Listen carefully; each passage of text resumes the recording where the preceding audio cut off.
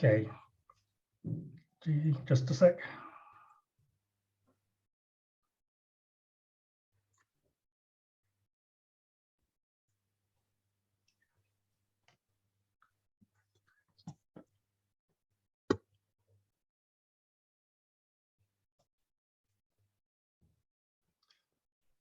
Wonderful. Good afternoon, good evening, wherever you are in the world, all of you wonderful people who have given up your most precious commodity, which is your time, to attend today's Foresight Lectures. In a minute, I'll take you through what's going to happen and how that will be working. But just for your own information, we are actually recording this presentation and we will be sharing it on places like YouTube, on our website, and with anybody else who's interested in having a share of it. So just so to let you know. Again, once I'll introduce you to the speaker, who is Fee Hills. If you have any questions whatsoever, if I could ask you please to write them in the chat during the course of the presentation or at the end. And if we have time at the end of the presentation, then I will put some of those questions to Fee, who I'm sure will gladly field those for you. Before we start, I just thought I might mention a little bit about who we are, the Alpha Group, and why we actually conduct these presentations, these lectures. Without a doubt, it's one way of us being able to bring a powerful speaker like Fee into the community and be able to talk about some of the things that are present in our world that we live in currently and in business in general. We use them obviously to promote the Alpha Group and a little bit about what we do. And of course, we invite wonderful people like yourself to come along and view them within our audience. If you haven't heard about the Alpha Group before, then let me just give you a brief overview about who we are. Well, the Alpha Group is a peer-to-peer exchange organization. We create executive boards around the world where we help the SME market in being able to build the correct strategies that they should have in place to run an effective and profitable business. We've actually now been doing this, I think, just over 9 years. And we are currently operating the Alpha Group in, I think it's around about 31 countries at the moment. As far down south as Australia, as far over as Colombia in South America.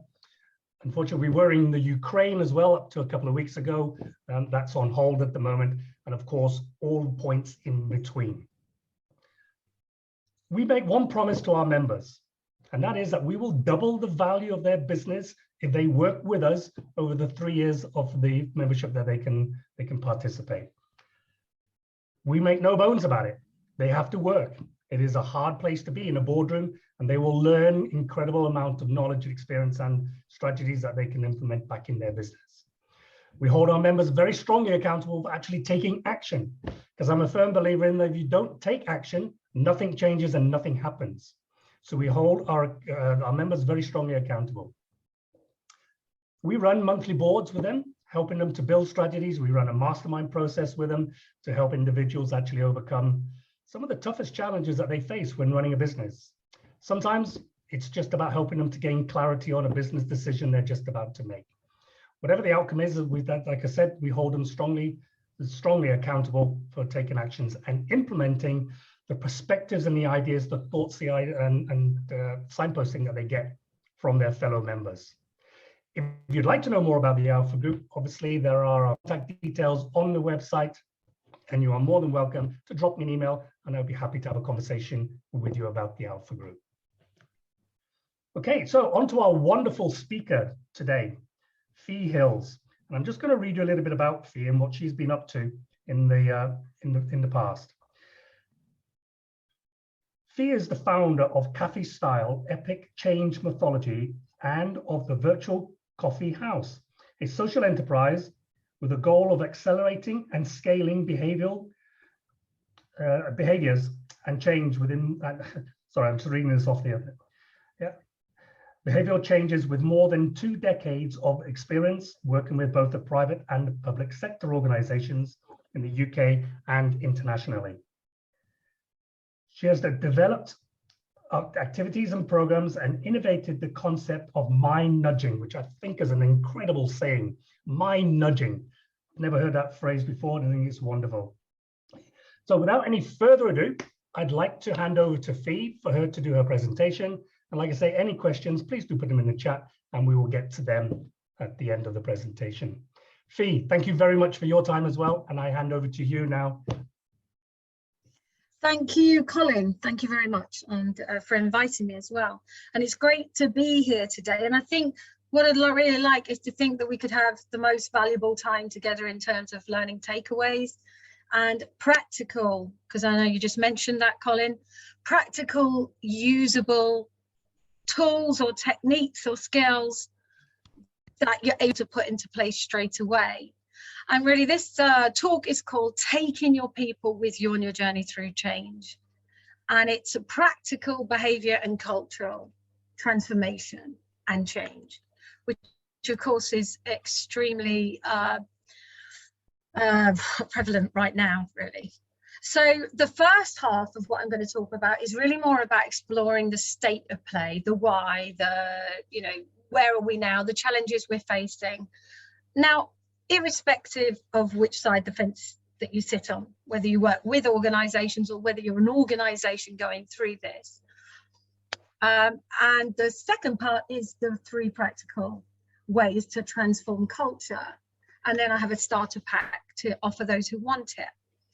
And as I said, if you're a facilitator, a coach, and you work with a business, this is going to be equally as useful, I hope. And if you're an end user organization, again, you're experiencing the behavior and cultural change, or at least you're planning it, or possibly going to be planning, or you probably wouldn't be here. So welcome. And I'm going to start with looking forward to 2025 and say the World Economic Forum says that these are the top skills that we need in 2025 in the workplace. So in the top, I won't read them all out, but in the top you can see the higher order thinking skills. So creativity, originality, analytical thinking, things like that, complex problem solving. And then technology goes without saying, leadership goes without saying, but resilience, emotional well-being, stress management, things like that. That's what we need. Interestingly enough, you'll see that a lot of it covers really is about problem solving and innovation, not surprisingly. Now, lovely COVID, God help us, has actually speeded this process up to when we need these skills. So prior to COVID, these skills came out. So the prediction of the World Economic Forum, they bring one out every year and then they go a few years ahead. So prior they were saying, oh, this is the talent and skills we need in 2025. That was in 2020, early. What's happened with COVID is that it's accelerated the need with the technological advancement and working, the different ways of working, that we need these skills now. So it's actually brought it forward. And that has almost accelerated the talent war. So a lot of things have contributed to this sort of hardship to get talent, but one of them is this. And of course, the other is that people want more flexibility and things like that. But this is a major problem. Now, I want to start with a guy called John Hagel. I do advise that people look this guy up. He's an ex-Deloitte senior director and researcher, and he coined the term scalable learning. And scalable learning, he says, to develop a scalable learning strategy or learning organization in the true sense of the word is the most strategic thing an organization can do, as it will be the biggest competitive advantage in the 21st century. And he talks about shifting from 20th century, what we might call scalable efficiency, to scalable learning, and the consequences of not doing that. And they really are quite dire. Now, this was before COVID. So I think all COVID has done really is acted as a catalyst to, if you like, speed this entire process up. So let me just go through what is scalable learning, because it isn't always what we think it is in terms of let's use technology and scale everything. Actually, scalable learning has very little to do with technology. And what it is tacit knowledge sharing. So we've got to shift from explicit knowledge sharing that we might do through channels of Google or whatever, rather free knowledge, we say explicit knowledge, to tacit knowledge and experience sharing in companies. So we've got to get to that point. And when we get to that point and people are tacit knowledge sharing, then it takes on a sort of life of its own. The funny thing about tacit knowledge sharing is it happens in smaller groups. So it's not actually about scalability. To scale change, we need to go smaller. So the whole thing is a bit ironic. I do recommend that you look at his work. He's got loads of articles and things like that online. And he goes on to say the key imperative in a rapidly changing environment is to find new ways to create new knowledge rather than merely sharing existing knowledge and recycled knowledge. So new knowledge creation, which when we do it together, is effectively innovation. So the two facets of the scalable learning, the two principles that have to be in place is tacit knowledge sharing and new knowledge creation.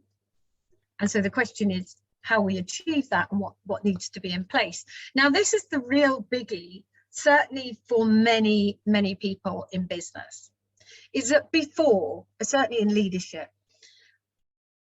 practice came from theory. So we'd learn the theory of leadership or whatever it is we're doing, and then we'd put it into practice. So we'd learn models, theories, or whatever it may be, good principles.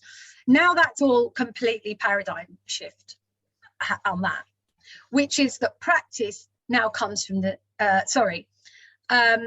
the actual experiential practice develops into the theory. So let the theory come from the practice.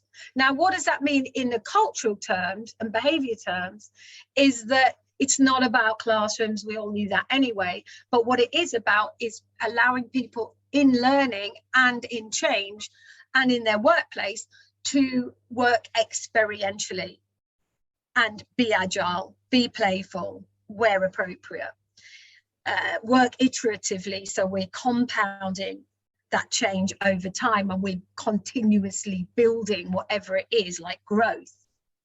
And obviously that we work collaborative where appropriate.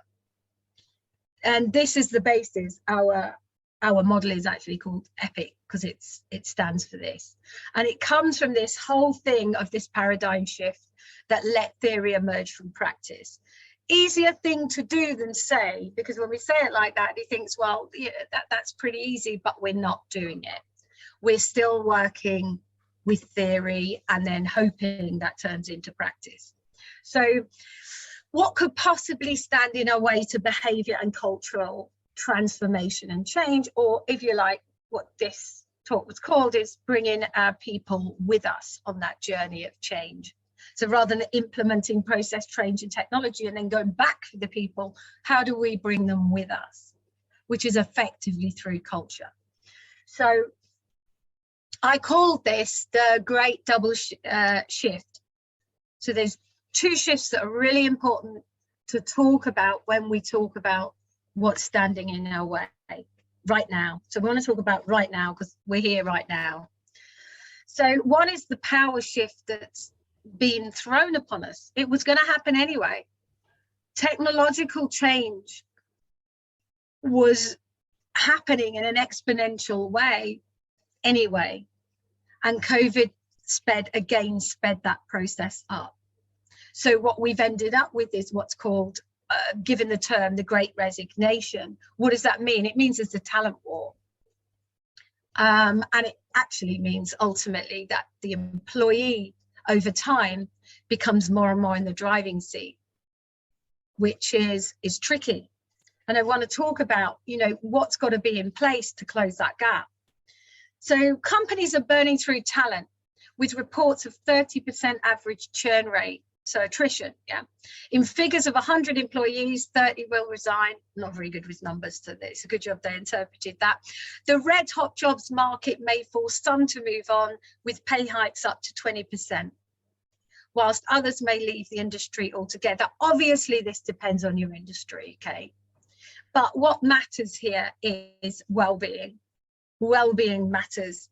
People want vitality, individuality. No, they don't want it, they demand it. Individuality, creativity, inclusivity, trust. Okay, so that's one shift that is starting to filter its way through, making it very difficult to employ the right staff with the right attitude, the right mindset, and the right skill.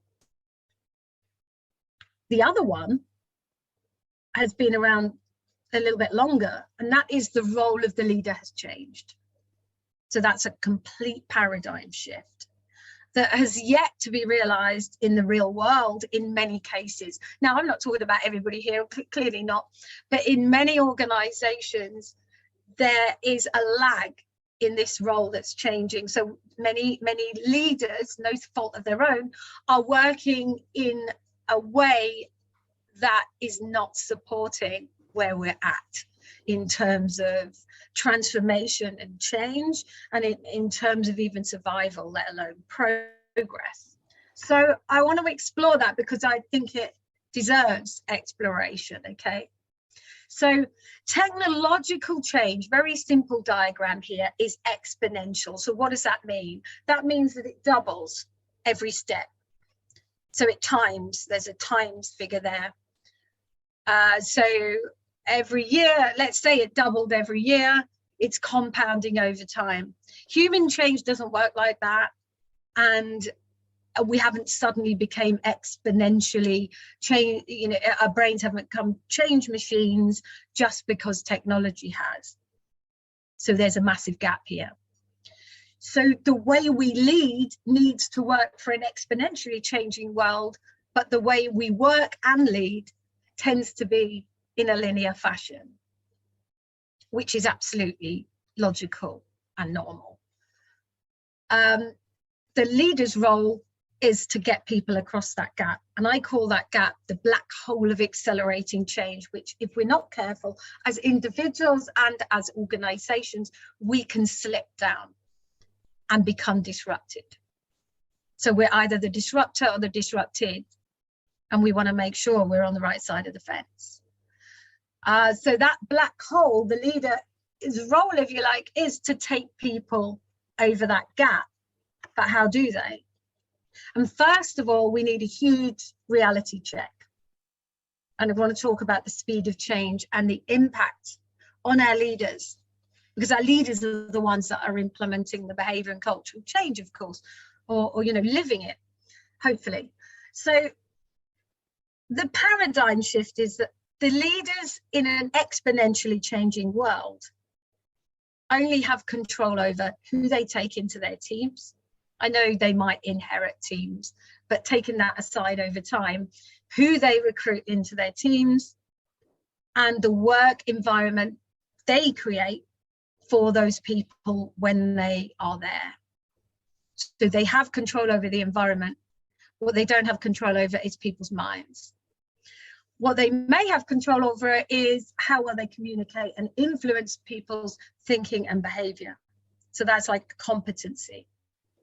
But the rest, they don't have control over it.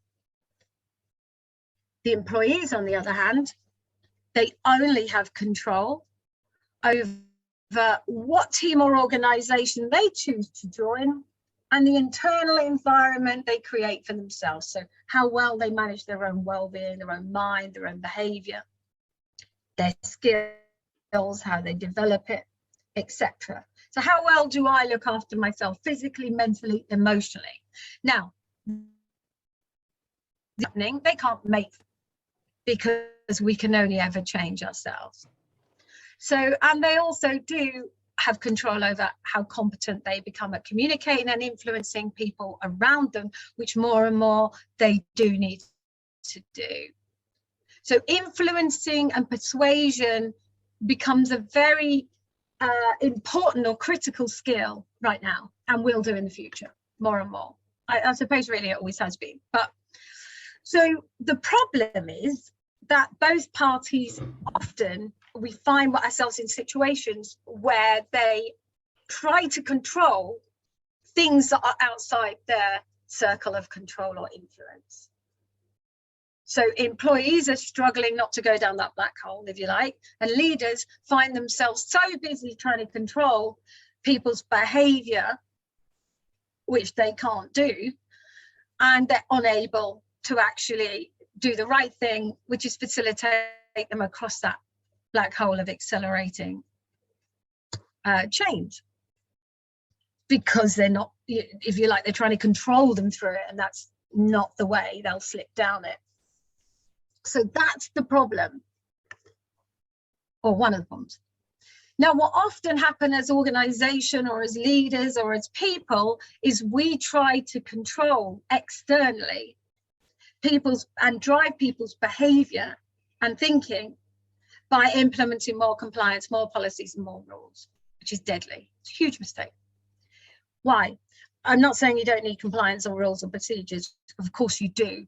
But if we try to drive people's behavior with that, we're going to fail miserably in an exponentially changing world. Because I liken this to a wheel that's going round at 100 miles an hour. And then you try and control it, you're trying to grab hold of it to stop it. You can't, it's moving too fast.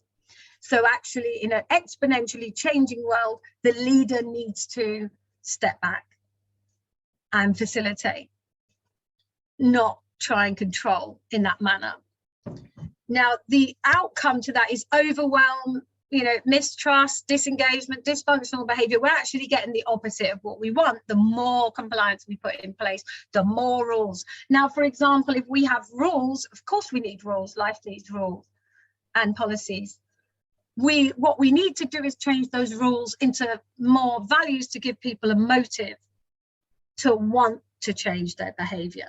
So we can't change the behavior, but we can influence it. But rules don't do that unless there's a motive for the person to take action. So that's a whole other webinar or video or whatever you like. But we see what the problem is here and how it can, if you like, clash. So how do they do that? Well, in the 20th century and in the third industrial revolution, which is the 60s onwards, really, to about 10 years ago, well, actually to the turn of the century, leaders, it was acceptable that leaders did the thinking for the people. I know they didn't always want to, but it was acceptable.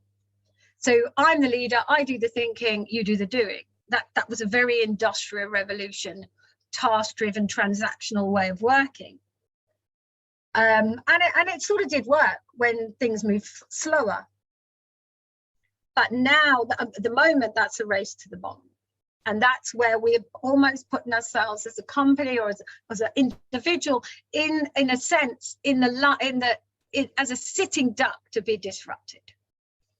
So it's dangerous to do that right now, to try and control people's thinking. And instead, we got to facilitate them to think for themselves, to take ownership, to think creatively, give them the skill. And that's what we're talking about when we're talking about talent. So when people talk about a talent war, they're not talking about a talent war on, or the great resignation on 7 billion people on the planet. What they're saying is they'd have the right skill to thrive in the new world of work. And that's true, they don't, because there's a big deficit, because we didn't spend the first 2 decades of this 21st century developing those skills, which is really what we should have been doing. Creative thinking, critical thinking, higher order thinking, as well as emotional intelligence, as well as technology skills. But when we do put that in place and we facilitate people to think for themselves, and we're able to do that as a leader, then we can have an adventure. We can journey to the top rather than race to the bottom. So, what we've had a look at, to be fair, is the problem. So we'll want to take a look at, so what's the solution? And some practical ways that we can flip that. And I read in the HR director, in fact, this last week, which was, I thought was really, really relevant, really. Our opinion was that the 2020s was going to be a culture first decade. And we're feeling that. I think as leaders think we are feeling that. And this is going to be a period where employers really start to emphasize employee experience across the board, regardless of what industry they're in. And whilst that is because of the talent war, it's far more about other things. And whilst well-being and all these things are important, what is also important is that we allow our people to thrive and we give them the tools to do the job in the 21st century. So this is where preventative workplace well-being culture, this is a culture where people can thrive to actually create scalable learning. So what we're saying is, if you want a learning organization, irrespective of where you work from or how you work, you really need to have preventative well-being in place first, or you can't get the tacit knowledge sharing, the knowledge, you know, the lifelong learning and all the other things that we need to drive into an organization that can thrive in the 21st century, be it a startup or an organization that is more sort of legacy based. So I want to take you through this journey because this helps us. There was me talking about models, but here is a model. On the left hand side, you've got EPIC, experiential, playful, iterative, collaborative. So what we're saying, the change design, the way we formulate it, one has to be the right method, two, it has to be the right blend. And that's where the journey comes in. So along the bottom, you can see I've got ignite, embed, grow, sustain. Because there's a journey, and at each part of that change journey requires a different, not method, but a different blend. Why? Because igniting transformation and change requires a different intervention and a different way of doing it than changing habitual thinking, which requires a whole different approach, really. The next stage is we grow, and the next stage is we sustain, and then we go around again, which is why I've got a little racing loop there. Really, this should be in a cycle, one could argue. But I want to have a look at each part of that journey and show why it's important we do the right thing at the right time. Why? Many companies are really good at igniting change and inspiration when they start out. So we get that, yeah, let's change, inspired, we're going to go, here's the purpose, here's the vision, here's the values, and we get all excited, but then it dies a death. There's no habitual change. So everybody defaults back to their old behavior because that's the way our brains work. So it's important that we get to that all the way through. So let me just take you through that bit and break it down. So in Ignite, we want to inspire change. So it's short, it's sharp, it's powerful, it's transformational, not information. We didn't ever change anyone by giving them information. We have to give them a motive for changing. So it has to be transformational. So these can be things like, let me show you.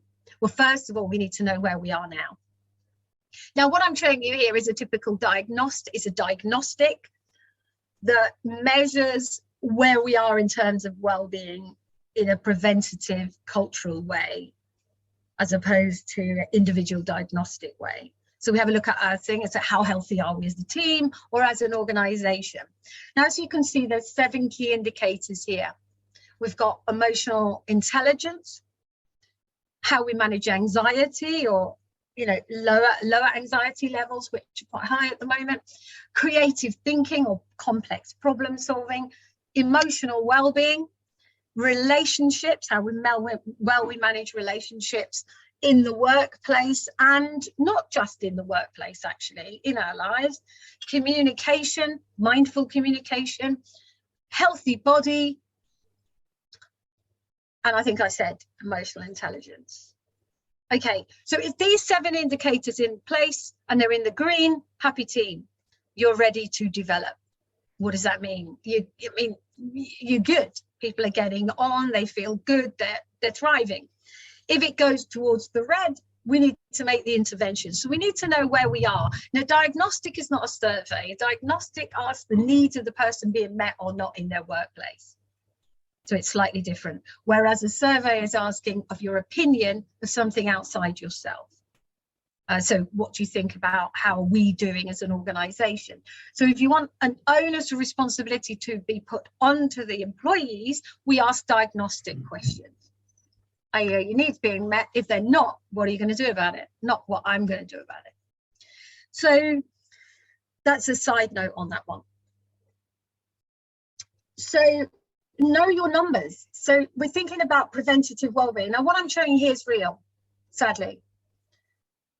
Employee health checks are physically checking, but they're also emotionally checking. So we're checking in as well.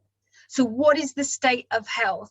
Because why? Because one, we want to know that we're keeping our people healthy because we want them to perform at their best and we want healthy employees. Of course we do. But we also want to predict what our talent base is going to look like in a year's time or 18 months time. And this is not looking good. Okay. This is frightening. Hold on a minute. Well, now what you've got here is, oh, sorry, I'm trying to move this part, and as I'm doing it, I'm transforming changing the slides. Apologies for that. So what we have is on the left-hand side, you've got what is it you're testing? High blood pressure, which, as you know, is an indicator for so many things now, including stress. So high blood pressure in one organization, 37.5% had high blood pressure. That's just unacceptable, that level of health. Is it surprising? Well, let's say no for now because of things that have been going on like COVID. High cholesterol, 26%, high glucose, which obviously a predictor of diabetes, or as you know, the number 2 one, diabetes. 28%, overweight, 54%. Physical inactivity, or who admitted to this, was 28%, and high stress, 43%, not surprising. On healthy behaviors, things like addictions, drink, things like that has gone up. These have all gone up significantly, 49%. So what this does, I can look at these figures and go, we're in trouble, because my staff, if this is a health, and this was a health organization, I'm going to either lose the staff or they're going to be off sick, and it's going to cost money. The performance can't be there. The relationships will suffer. So it tells me predictive, and this is when we get to preventative, we need to know our numbers before we even ignite and start to think about igniting change. But when we have got those numbers and we know what we're doing, then we're going to say, okay, let's run an experiential workshop or away day to ignite the change. Now, nobody's saying this sustains change, because it's transformational type experiential playful sessions do not change habitual thinking, but what they do is inspire and ignite change like lighting a fire. And that's what we need to do. So they're very good. Then they don't have to be long. They can be 60 to 90 minutes, but very powerful sessions, must not be information based. People don't want any more information. They're informationed out. They're overwhelmed. Now, why am I saying that? It's because here's on the left is the brain lit up like a Christmas tree in a state of play or experiential interactive play in learning and things like that. On the right hand side is passive learning. So you can, the picture speaks 1,000 words as to why if we want transformational and inspirational change, we need to really go playful or experiential. So I want to move on to embed. Now, embed is completely different. It still can be experiential, which, just to give some clarity on that, is we put ourselves in the experience or whoever we're working with, and then we're allowing them to reflect on that experience and then adapt from there. So experiential learning is observe, reflect, adapt. and then keep doing that. Now, when we're in a normal working environment, in truth, we are working experientially. But why is that not always good? It's you know, where we learn from it. And sometimes if we can get to learn from there and we build in reflection and adaptation time and introspection, then that's fantastic. Only we don't, because we're working and we tend not to get the time. And that's why we need to take them out and give them an experience and then allow them time to reflect, discuss together, and then from there adapt. So it can still, even at the habitual thinking side of change, can still be experiential, but it needs to be incremental, tiny, micro. That's why micro development is good here. Iterative, so it compounds, because we're trying to change, build new pathways in our brain, new habits. So it needs to be iterative, so the compound effect is there and we're building and growing all the time. And where possible, it needs to be unconscious learning. So unconscious learning is we're bypassing that slow, conscious, because that's where habits sit. They're in the unconscious. We've moved them to unconsciously doing them. And that's also where biases can sit, as well as in a conscious space. But more about that another time. So I want to talk to you about, Colin was mentioning mind nudging. And yeah, we did develop this mind nudging concept. And we also, I've given you a starter pack where there's videos on there and how you can develop your own as well. Why not? We say, hold on a second. 2000. We'll just stop that. Now, mind nudging is micro bites of development. Notice I didn't say learning, because it isn't information, that's task driven, where we prime the unconscious mind in the morning for maybe takes a minute or 2 minutes a day, no more. And you're actually priming it with a task to think about or focus on or become aware of or reflect on for that day. And then you're compounding that over time. So you can only really change one thought, one limiting belief, whatever you want to call it, or one unconscious bias at a time. So what we do is build it into tiny micro bits of development that are basically either provided in an app or on an email, however you do it, each morning. Now, we've done it in videos and they can be all fancy. We've done it as sound vibes. So there's sound, sound actually works really, really well. And as long as they're designed right and they're working with the unconscious mind, then they're doing their job. Now, I'm going to liken this to advertising. This is exactly how advertising works. It bypasses the conscious mind and it puts in an anchor, new messaging into your subconscious or unconscious mind. And then they repeat. So that's how it works. So we pull this mind nudging effect into changing the frame of mind, so to develop a growth mindset, so to develop a constructive way of thinking, so to develop new frames of mind which serve us better. So we can use mind nudging for creative thinking, emotional well-being, anything you like to do with the mind. And it is really powerful. Now, in the starter pack, as I said, there are ways that you can even develop this yourself. Now, I'm not saying it's easy, it's just understanding any principle of how you do something. Happy to take questions on that, but we tested it on thousands of people and it works really, really effectively over time. So it's got there 2 to 4 months. You see the effects in a month, but let's say 2 to 4 months for habitual thinking is a safer amount. So where we are now, we've come to growth and sustain. I put those two together because they are together really. And this is the space where we want to allow our people to do deep work, right? Deep work, that's work where we need time to reflect, where there's no other distractions, etc. And this is also the space where we will continuously develop our emotional intelligence, our higher order thinking skills, the HOTS. So that's creative thinking, analytical thinking, complex problem solving, the higher order. So the more technological advancement goes, the more higher skills we need.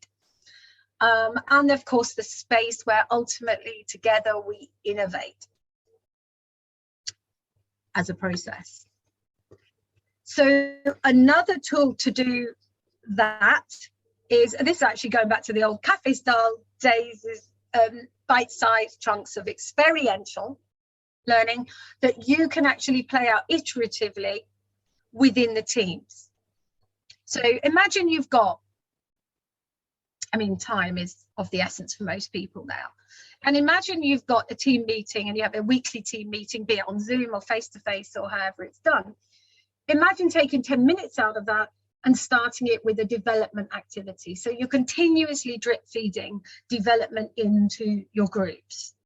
Then this is the type of perfect thing where the leader can facilitate that, or a member of the team can facilitate that. To be frank, it's like a game. So you literally look at the directions and you can create these things yourself, or of course you can buy them, but either or.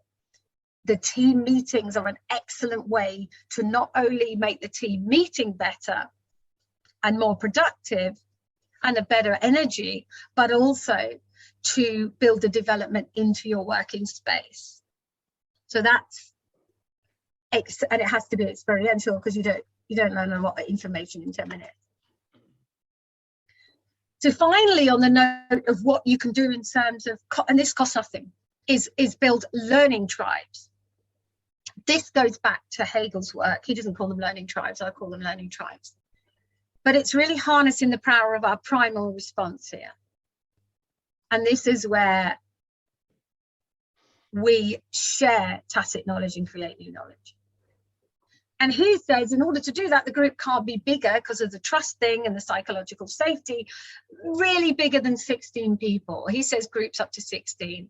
I feel you could do it up to 25. It's whatever works. But this is where we get social trust and we build groups that learn, share, create new knowledge, innovate. And these learning tribes can be done on the many technologies that are already available. So you can do them on Teams, on Zoom, and I would do them through multiple programs. So if we had a learning tribe, I would also put it on something like Slack or something like that as well. So to carry on the tacit knowledge sharing. So they're groups of learning, but they cost nothing. So get this transformation can involve money to learn how to do it and all the rest of it, but you can also, there's a lot you can do that takes no money whatsoever. Now, what we need this to be a pleasure response, threat response. The pleasure response, it's much easier to get threat response, but this is the place where people feel empowered, loyalty, valuable, acceptance, support. We need to create those environments to be like that if they're going to share tacit knowledge. So that's the rule.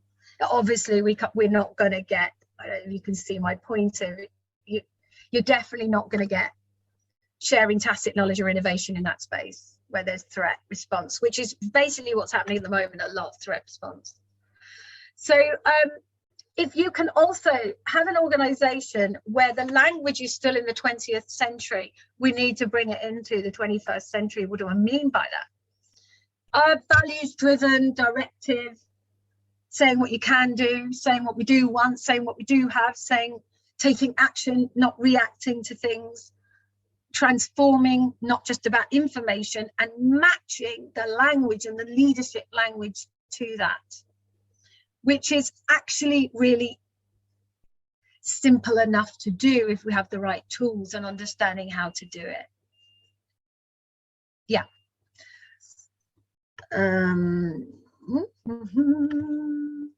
So the learning contributions, then the takeaways, are going to be in the starter pack, as well as, I'm assuming, Colin, that you're going to share the slides and stuff, or you obviously want me to share them with you to share on. If people want them, of course, if people want them. And the starter pack, if they want them, I'll just set them up. It's pretty easy. But the learning contributions here are really about understanding that we need the right method. We need the right blend to suit the environment that we're in the current times, and then the right journey. If we follow that process, we almost can't go wrong, she says. So that's it. And thank you very much for listening and giving your time and being here today. And I'm Fee Hills, and over to you, Colin. Hey, that was amazing. Thank you very, very much for that. I tell you, I've got pads full of notes that I was taking while I was listening to that. And it's very appropriate for what we do within the Alpha Group, without a shadow of a doubt, but more importantly, what we do with our teams everywhere in the world. So, Fee, lovely, fantastic. Listen, there's a couple of questions. I think I'd like to throw them at you, if that's okay. If you're okay with time still? Yeah, as long as I'm 2 minutes before, I'm fine. Okay, Glenn has put a great question here. He says, we talk about inspiration and well-being. Is empowerment a given? As it's not explicitly called out, given there is a lot of individual responsibility to be taken and shown.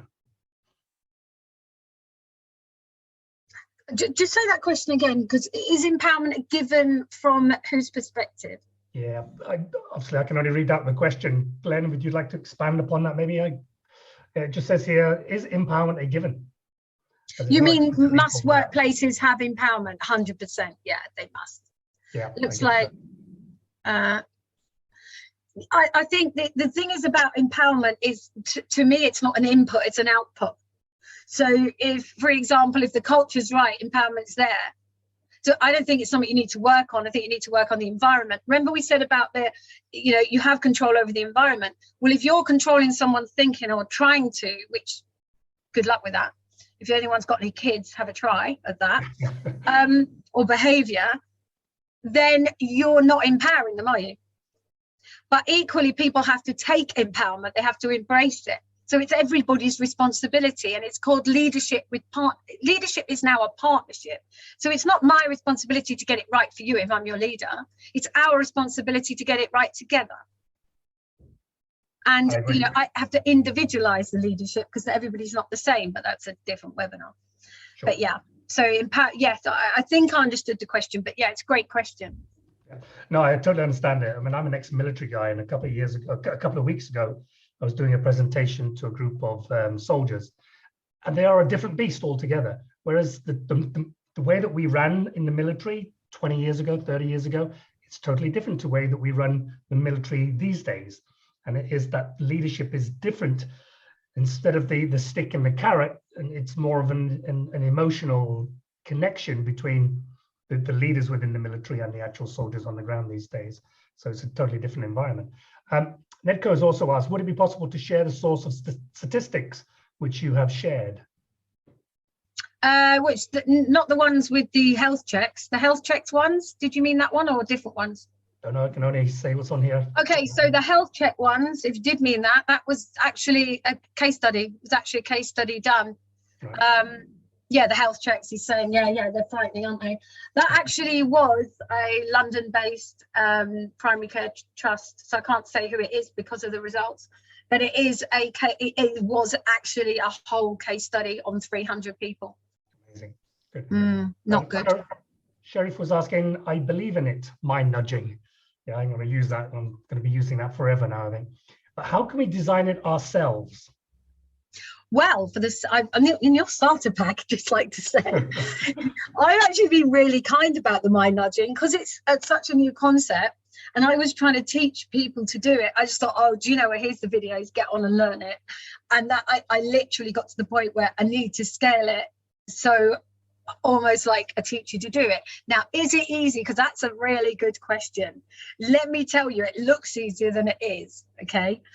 But once you get the knack, it is absolutely, I'm not going to say it's easy. I find it easy, but then it's like saying, someone is really good at drilling a road and I couldn't drill a road to save my life. So it depends what you're doing. Can it be taught to do it? Yes. You follow a theory. It's like a bit like the Ignite embed. You follow the theory. It's a script. Imagine you were writing a poem, a song. You're following a script. bits. You've got an opening, beginning, middle, and an end, haven't you? And as long as you know what the beginning, middle, the structure is and the model, then it's up to practice. And once you practice, you're on, you know, it is practice. So can I say you can go and do it? Some people be able to just, like, they can write songs and poems, and then other people may struggle with it. So we design like scripts, but there's a script writing video and how to do it. You can do it, by the way, you can do it just in writing, but obviously it's more powerful in sound. Sure. The video is not necessary, but the sound is, yeah. So the structure's there in the starter pack and how to do it. So you can learn to do it, yeah, in short. Lovely.